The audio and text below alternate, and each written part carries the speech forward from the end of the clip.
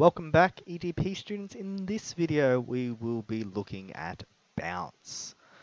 So we've seen our switches and we've seen how to read them, but there's one problem with switches that we haven't dealt with yet.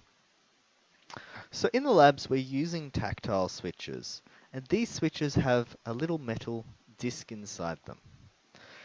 There's two pins, and when we push the switch down, the disc is compressed and the two pins are now connected because we've got a path. When the switch is lifted, there's no path. So it looks like to us that when we press it, the connection's pretty much instant. However, it's not really, okay? So let's have a look at a circuit.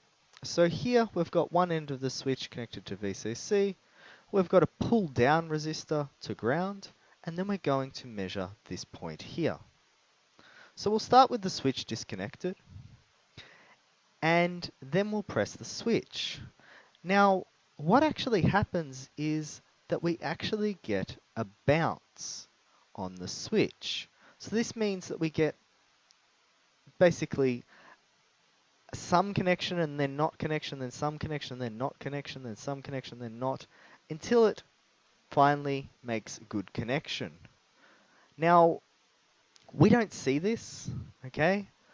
But it does happen, and it happens at a very small amount of time.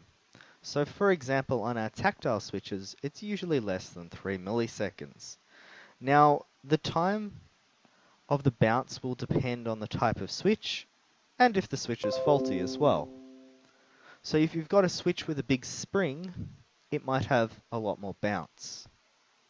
So this here is called bounce, and this is a problem for us because we know that our microcontroller has a clock of 8 megahertz. So it will pick up this bounce. And so let's say we were doing a task where we wanted to count the number of button presses. We would be reading it like this, and even though you press the button twice, you would actually read 9 because it would pick up this noise.